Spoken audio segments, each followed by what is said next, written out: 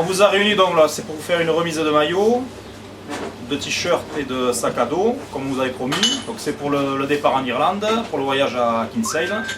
Donc par rapport à ça, donc, il faut remercier Marco par rapport au polo et Yolande Mitras par rapport au sac et à tous les maillots qu'on va avoir pour le reste du tournoi.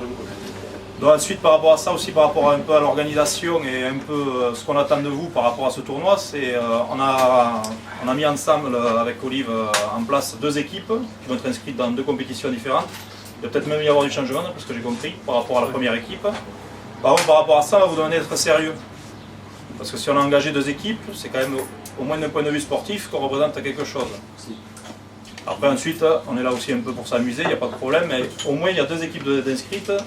C'est pas pour aller branler, comme on fait d'habitude. Voilà, c'est tout ce que je voulais dire, parce que d'habitude, un peu de sérieux, au moins pour ce fin de saison, et en plus c'est un beau cadeau qu'on vous offre quand même. Vous y avez participé, vous y avez contribué, mais quand même, enfin, Olive va vous en parler, le budget, il n'est pas petit. C'est quand même un bon budget et un bon projet. Donc là, il va vous parler un peu de l'organisation et du budget, Olive, puisque c'est lui qui est trésorier. Je lui laisse un peu la tâche ardue. La première chose, donc, on a engagé donc, effectivement 2 équipes. Il y a 4 niveaux de compétition dans le tournoi. Donc il y a la catégorie senior qui est ouverte à des équipes niveau minimum fédéral 3. Ensuite un niveau intermédiaire où toutes les équipes peuvent s'engager. Et la catégorie qu'ils appellent social, c'est-à-dire c'est le rugby de loisir. C'est vraiment pour les gens qui veulent profiter du tournoi, de l'ambiance du tournoi, tout en jouant quand même un peu au rugby à 7. Et il y a les catégories féminines. Donc ce qu'il faut savoir, c'est que cette année sur le tournoi, il y a 76 équipes engagées. Il y en a 8 dans la catégorie haute. Dans la catégorie où on a engagé la première équipe, il y en a 24.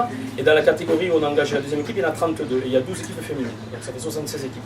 Sachant que j'ai reçu un mail hier soir me disant que dans la catégorie supérieure, sur les 8 équipes, il y a une équipe qui s'est désistée. Donc il propose à toutes les équipes qui sont engagées à notre niveau, c'est-à-dire au niveau 2, s'il n'y a pas une équipe qui voudrait monter au niveau 1. Alors pourquoi? Pour équilibrer les poules, pour avoir 2 poules de 4, sachant que cette partie du tournoi est dotée de prix financiers, comme la seconde partie, mais de montants beaucoup plus conséquents. C'est-à-dire que si nous, on accepte de monter dans la catégorie au-dessus, vu qu'il n'y a que 8 équipes, il y a obligatoirement une qualification pour les quarts de finale, et c'est minimum 750 € de gain pour les quarts de finale. Si on passe les demi, c'est 1500, et le gagnant du tournoi, dans cette catégorie-là, c'est 10 000 € de gain. Donc, voilà, moi j'ai pas pris la décision seul. Parce que les équipes sont faites et elles sont réparties. C'est vrai que c'est la première année qu'on fait le tournoi, mais c'est peut-être intéressant peut-être de voir au-dessus si on veut l'année prochaine revenir refaire ce tournoi-là. Au moins on se sera étalonné sur des grosses équipes. Donc ça c'est la première chose. Donc par rapport à ce soir, le but, déjà c'est de vous caler par rapport à vendredi. Savoir à quelle heure on se donne rendez-vous, comment on s'organise, où c'est qu'on en est aussi du budget. Donc ce qu'il faut savoir, c'est par rapport au budget. La soirée que nous avons fait le 14 avril, on avait une recette de 3 415 €, je vous ai pas les centimes, 3 415 € de recette, et on dégage un bénéfice de 1 963 €. Donc ces 1 963 € sont réinjectés dans notre bilan global du voyage.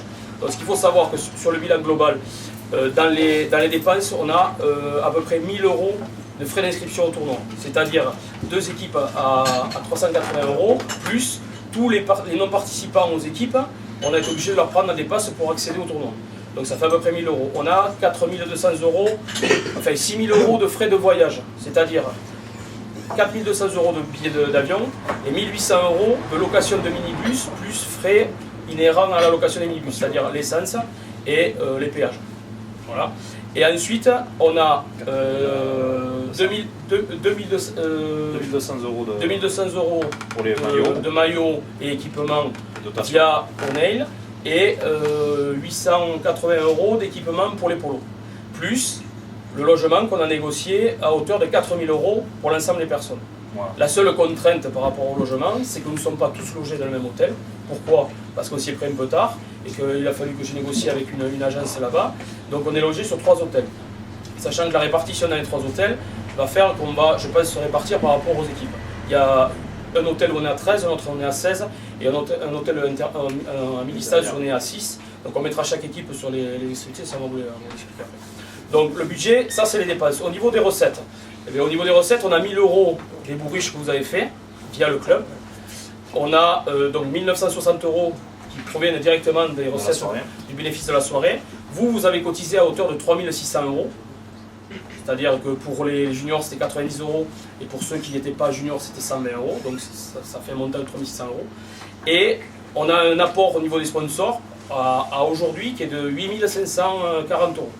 Donc ça fait un budget de 14 200 € qu'on a équilibré et qui représente une dépense moyenne par participant de 410 €.